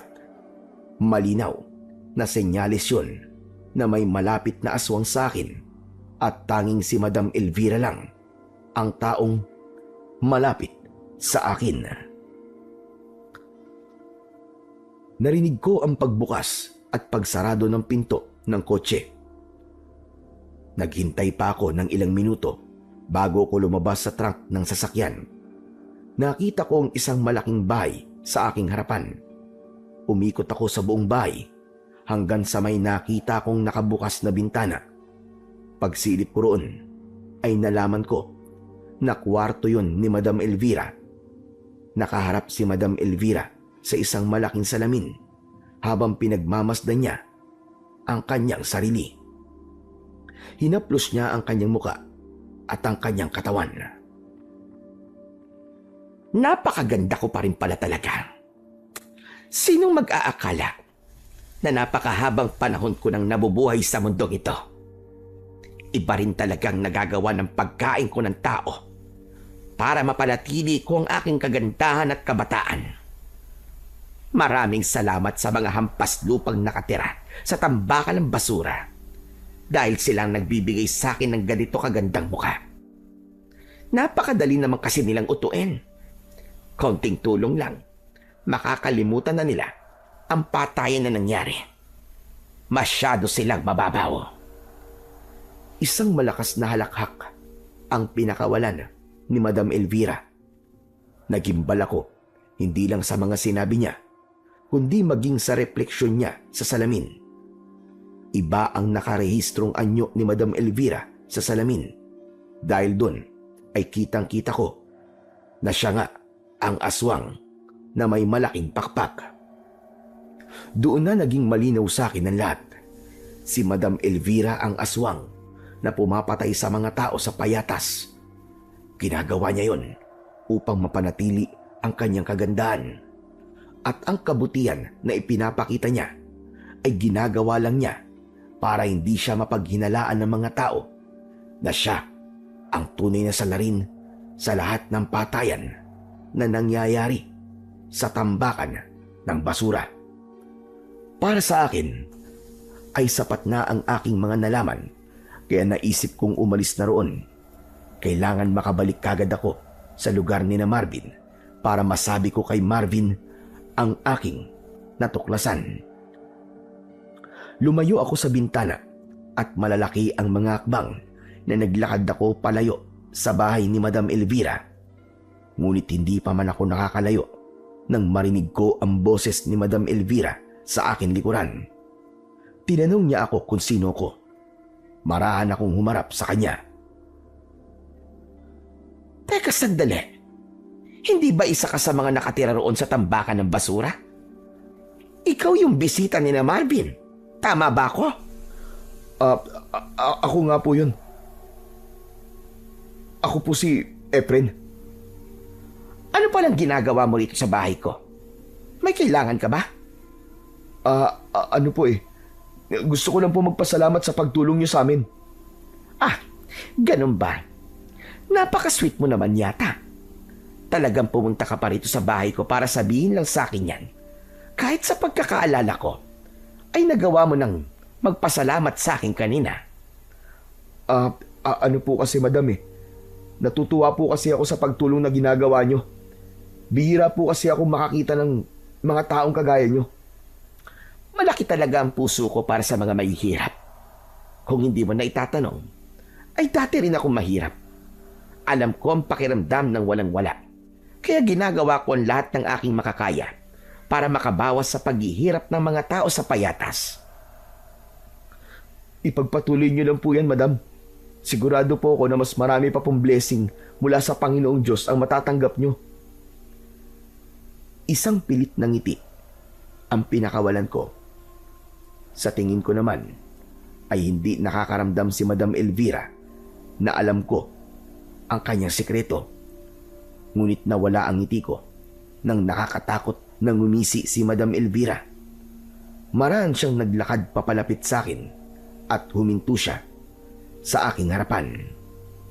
Matiim akong tinitigan ni Madam Elvira. Kapansin-pansin na bahagya siyang nakayuko at hindi siya diretsong nakatingin sa aking mga mata. Naalala ko na sinabi sa akin ni Lolo Simeon na isang senyales na aswang ang kaharap ko ay kapag hindi ito nakakatingin ng diretso sa kausap nito. Madam Elvira, kailangan ko na pong umalis. Nakapagpasalamat naman na po ako sa inyo. Yun lang po talaga ang pinunta ko rito. Bakit hindi ka muna pumasok sa bahay ko? Magmerienda ka na muna. Naku, hindi na po. Maraming salamat na lang po. Busog pa ako eh. Sige po, aalis na po ako. Inaakala mo ba na hindi ko alam na narinig mo ang mga sinabi ko kanina habang nandoon ako sa kwarto ko? Nakita kita, Efren. Nakita kita sa refleksyon ng aking salamin habang nakasilip ka sa bintana. Umurong ang dila ko sa sinabing yun ni Madam Elvira. Para akong binuhusan ng napakalamig na tubig. Hindi ko ipinahalata ang takot ko. Lumunok ako at pinilit kong magsalita. Tama ka. Alam ko na nga ang sikreto mo. Isa kang aswang at ikaw ang pumapatay ng mga tao sa payatas. Nagbabait-baitan ka lang para pagtakpan ang kasamaan mo. Hindi mo kasi ako naiintindihan eh. Kailangan kong gawin yon para hindi ako tumanda. Kailangan kong kumain ng tao para manatili ako maganda. Kahit ano pang dahilan na sabihin mo, mali pa rin ang pumatay ng tao. Humanda ka dahil makakarating to sa lahat ng tao sa payatas. Ipapaalam ko sa kanila kung ano kan talaga at kung anong ginagawa mo. Humahanga ako sa tapang mo. Pero alam kong kayang-kayang tapatan ng pera ang bunganga mo. May kinuwang mahabang wallet si Madam Elvira sa kanyang shoulder bag. Mula sa wallet ay may isang papel siyang inilabas. Iniabot niya yun sa akin. Pero hindi ko tinanggap. Isa itong blankong tseke. Pwede mong isulat dito ang kahit gaano kalaking halaga na pera na gusto mo. 1 milyon? 2 milyon? O 3 milyon? O kahit 10 milyong piso pa. Ikaw ang bahala. Tanggapin mo ito. Kapalit ng pananahimik mo. Hindi mababayaran na kahit na anong halaga ng pera ang mga buhay na kinuha mo. Sa tingin mo ba ay kaya ng konsensya ko na tanggapin ang pera mo? Tapos habang alam ko na patuloy kang pumapatay ng mga tao? At itong tandaan mo, Madam Elvira. Hindi ako aalis sa payatas hanggat hindi kita napapatay. Kailangan mong mawala para wala ka nang maging biktima. Hinahamon mo ba ako? Hindi kita hinahamon. Sinasabi ko lang sa'yo kung anong mangyayari sa'yo. Kamatayan ang dapat sa mga kagaya mo. At sa tingin mo ba, ay natatakot ako sa'yo? Bakit? Sino ka ba? Malalaman mo rin kung sino ako sa susunod na pag-atake mo sa payatas. Sisiguraduhin ko na ang susunod mong pag-atake ron ang magiging huling gabi mo. Pinanlakihan ako ng mata ni Madam Elvira at tumiim ang bagang niya. Sigurado ko na kung kaya niya lang na mag-anyong aswang ng oras na yon, ay kanina pa niya ginawa para patayin ako. Tumalikod na ako at naglakad palayo. Ramdam ko ang bigat ng tingin ni Madam Elvira sa akin. Alam ko na sa mga sinabi ko sa kanya ay nagawa ko siyang galitin ng gusto. Pero mas maganda na magalit siya para gawin niya ang lahat para patayin ako. Kapag ganun kasi ang ginawa niya, ay mas madali ko siyang matutugis dahil siya na mismo ang lalapit sa akin.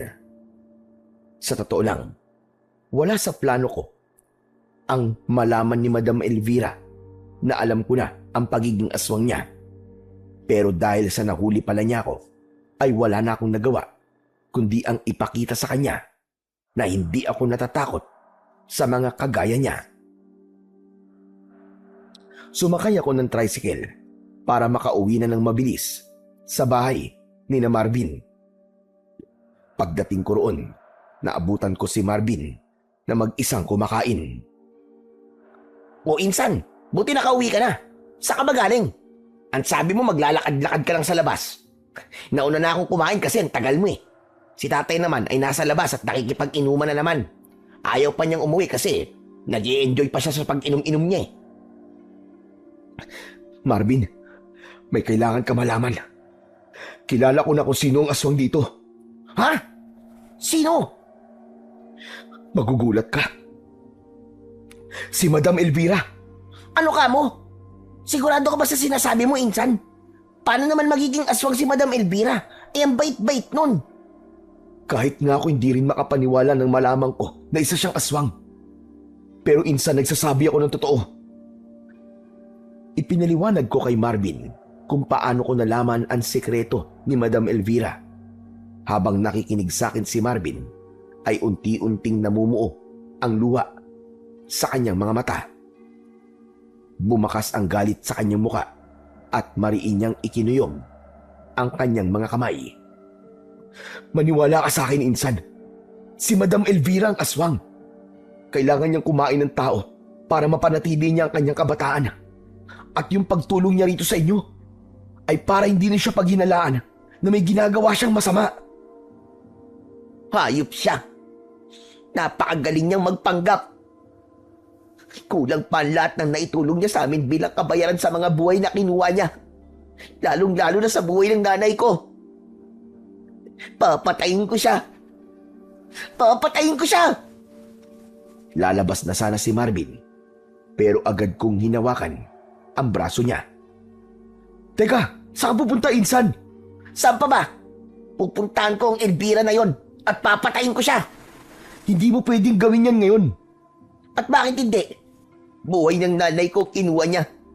Kaya buhay din niya ang kailangan maging kapalit. Alam kong galit na galit ka ngayon, insan. Pero kailangan mo munang huminahon. Hindi natin pwedeng patayin si Madam Elvira ngayon dahil nasaan yung tao pa siya. Makukulong tayo. Kailangan nating hintayin na siya ang umatake sa atin habang nasaan yung aswang siya. Nang sa gayon, makikita ng mga tao na may matibay tayong dahilan para paslangin siya. Sa sinabi kong yon ay tumahimik si Marvin, pero walang tigil ang pagpatak ng luha niya. Awang-awa ako sa pinsan ko. Ramdam ko ang labis na galit at sakit na nararamdaman niya ng sandaling yon. Sa huli ay sumang-ayon si Marvin sa sinabi ko. Nagkasundo rin kami na wag mo nang sabihin kay Tito Victor ang tungkol sa bagay na yon dahil natakot kami na baka hindi niya mapigilan ang bugso ng kanyang damdamin at gumawa siya ng bagay na sa huli ay pagsisisihan naming lahat. Kinagabihan ay hindi pa rin umuuwi si Tito Victor. Pinuntahan na siya ni Marvin kung saan siya nagiinom para sunduin, pero ayaw pa niyang umuwi. Pagsapit ng alas 11 ng gabi ay humiga na kami ni Marvin para matulog. Hindi ko maintindihan kung bakit hindi ako mapakali.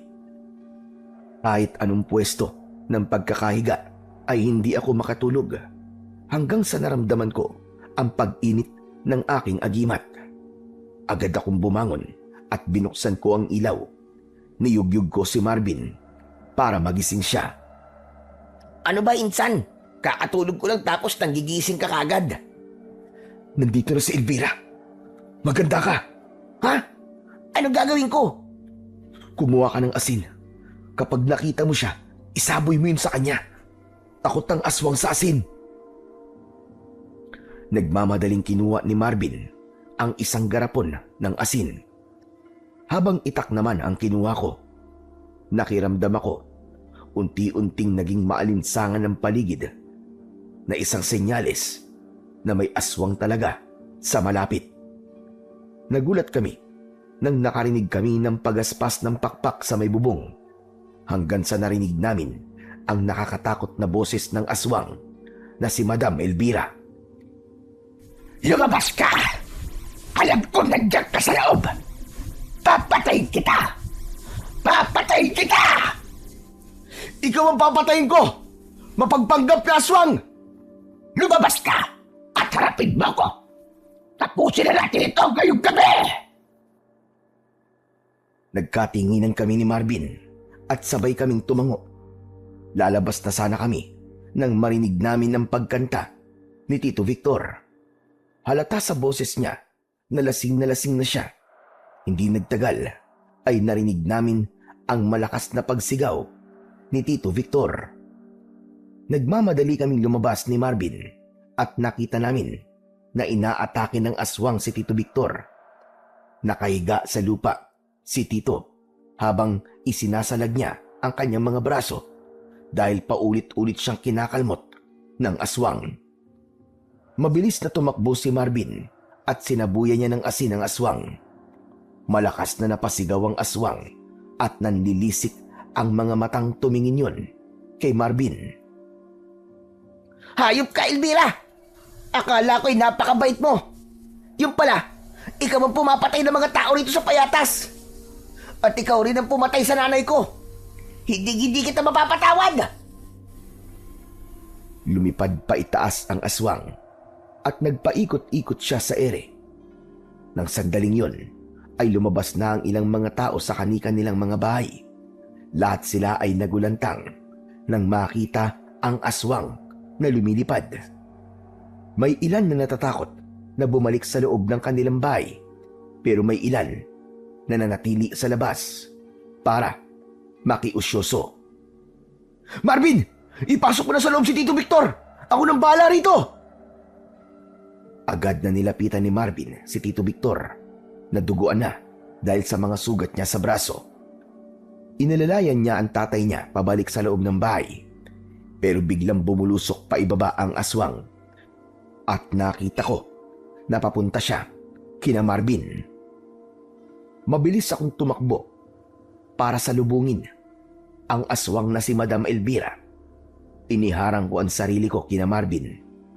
Malakas na humampas sa mukha ko ang pakpak ng aswang na naging dahilan para tumilapon ako at magpagulong-gulong sa tambak ng mga basura. Agad akong tumayo dahil hindi ko pwedeng bigyan ng pagkakataon ang aswang na yon para ako ay atakihin. Pero nang nakatayo na ako, ay nanlaki ang aking mga mata dahil pasugod na ang aswang sa akin. Nakaumang na ang matutulis niyang mga kuko. Kaya naman, agad akong yumuko para umilag. Gumulong ako pakaliwa at mabilis akong tumayo. Mukhang sanay kang makipaglaban. Sino ka ba talaga? Gusto mo talaga malaman? Apo ako ng isang antingero na minsan ang nakipaglaban sa mga aswang. Kaya hindi ako natatakot sa'yo. Tignan natin ngayon. Ang galing mo! Pagkatapos niyang sabihin yun, ay muli siyang umatake. Lumipad muna siya at saka bumulusok papunta sa akin. Hindi ako umalis sa aking kinatatayuan. Hinigpitan ko ang pagkakahawak sa aking itak. Nang malapit na ang aswang sa akin, ay mabilis akong yumuko at itinarak ko ang itak sa kanyang tiyan. Umalingaw-ngaw ang napakalakas niyang pagsigaw. Mas lalo siyang nagalit nang nasugatan ko siya. Hinabol niya ako at tumakbo ako ng mabilis sa mga bundok-bundok na basura. Ngunit sa hindi inaasahang pangyayari, ay natumba ako at gumulong ako paibaba mula sa mataas na bahagi ng mga basura. Hindi ako makapaniwala nang lumapit sa akin sina Marvin at Tito Victor. Bago pa makalapit sa amin ang aswang, ay sinabuyan na yon ni Marvin ng isang dakot ng asin. Umusok ang parte ng katawan ng aswang na tinamaan ng asin. Napansin ko naman ang hawak ni Tito Victor na isang bote ng gin. Nang sumugod ang aswang sa amin, ay sinabuyan niya ng alak ang isang pakpak ng aswang. Lumipad ang aswang at muling nagpaikot-ikot sa ere sa ibabaw namin. Inabot sa akin ni Tito Victor ang posporo na agad ko namang tinanggap. Gamitin mo yan para sunugin ang pakpak ng halimaw na yun. Masakit para sa akin na isaboy sa kanya ang gin. Pero kailangan ko magsakripisyo para mapatay natin siya. Huwag ka mag-alala, Tito. Hindi masasayang ang ginawa mong pagsasakripisyo sa alak mo. Dahil sinisigurado ko sa'yo, napapatayin ko ang aswang na yan. Sa wakas, ay muling bumulusok pa ibaba ang aswang na si Madam Elvira. Kumuha ko ng isang posporo at nang malapit na sa akin ang aswang, ay sinindihan ko ang posporo at ibinato yon sa pakpak ng aswang. Agad na nagliyab ang kaliwang pakpak ng aswang. Sinubukan pa niya na lumipad pero hindi na niya nagawa hanggang sa tuluyan na siyang bumagsak sa ibabaw ng tambak ng mga basura. Patuloy ang paglamon ng apoy hindi lang sa pakpak ng aswang kundi maging sa ibang parte ng kanyang katawan. Lumapit ako sa aswang habang hawak ang itak. Tumayo ako sa tabi niya at pinanood ko ang pagtupok ng apoy sa kanya. Sa itsura niya, alam kong wala na siyang laban sa akin. Maawa ka! Huwag mo akong papatayin! Huwag mo akong papatayin! Awa? Alam mo pa pala ang salitang yan, ha? Tatanungin kita, naawa ka ba sa mga naging biktima mo? Sa mga pinatay mo? Naawa ka ba sa kanila? Habang umiiyak sila at nagmamakaawa, na wag mo silang papatayin? Hindi naman, di ba? Kaya hindi ka rin dapat kaawaan, Elvira. Ang dapat sa'yo ay mamatay! Itinaas ko ang itak at walang pagdadalawang isip na nilaslas ko ang leeg ng aswang. Hindi pa ako rin natapos dahil itinarak ko ng mariinang itak sa tapat mismo ng kanyang puso at ipinagdiinan yon ng gusto. Nanlaki ang mga mata ng aswang. Isang mahaba at malalim na paghinga ang pinakawalan niya bago siya tuluyan na nawalan ng buhay. Tumayo si Marvin at Tito Victor sa tabi ko at tinignan nila ang walang buhay na aswang. Dinuraan pa yon ni Tito Victor.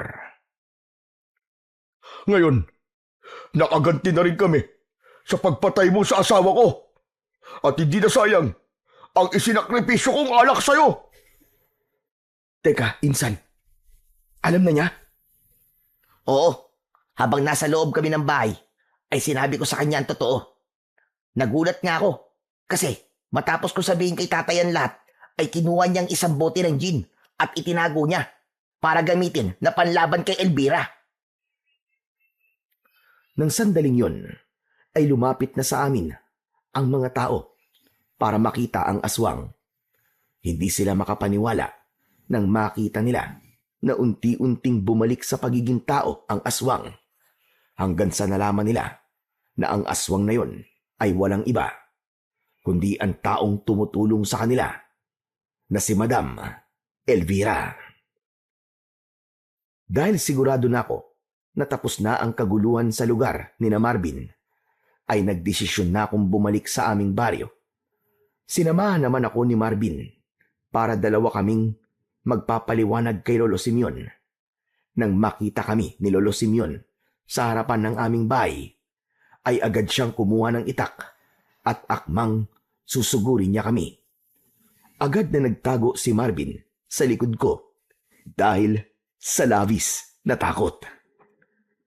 Teka, Lolo! Sandali lang po! Huminahon po kayo, Lo! At talagang may lakas ka pa ng loob na bumalik rito. Damuho ka! Umalis ka na rito. Doon ka na lang sa syudad. Total, mas gusto mo naman roon, di ba? Hindi naman po porke nagpunta po ako ng syudad, gusto ko na po ron eh. Hindi ko pa rin po ipagpapalit ang baryo natin sa kahit na ano pong lugar, Lo. Kaya huminahon lang po kayo. Saka, Lolo Simeon, may nagawa pong kabayanihan si Efren sa lugar namin. May maganda pong nangyari ang pagpunta ni Efren sa syudad dahil nagamit niya po ron ang agimat at kaalaman niya sa pakikipaglaban sa mga aswang. Ang totoo nga po niyan, Lolo Simeon, hinahangaan ng lahat ng tao sa amin si Efren at ang tingin sa kanya ay isang bayani. Nang nalaman ni Lolo Simeon ang lahat ng nangyari sa payatas, ay nawala ang galit niya at labis niya akong ipinagmalaki. Magmula noon, hindi na niya ako pinagbabawalan na bumisita kina Marvin sa syudad, at minsan pa nga ay sumasama siya kapag nagpupunta ako roon. Natuwa rin ako nang malaman ko na unti-unti nang tinitigilan ni Tito Victor ang pag-inom dahil nabigyan na ng hustisya ang pagkamatay ng asawa niya. Sa mga sumunod na taon, nagpatuloy ako sa pagsasanay, sa panggagamot at sa pakikipaglaban sa mga aswang hanggang sa maging katuwang na ako ni Lolo Simeon sa ginagawa niyang tulong sa mga tao. Natutunan ko na hindi sa lahat ng oras ay dapat akong umasa sa desisyon ng iba. Kailangan ko ring magpasya para sa sarili ko, para malaman ko kung hanggang saan ang kaya kong gawin para sa ikaliligaya ko at sa kaligtasan ng mas nakararami.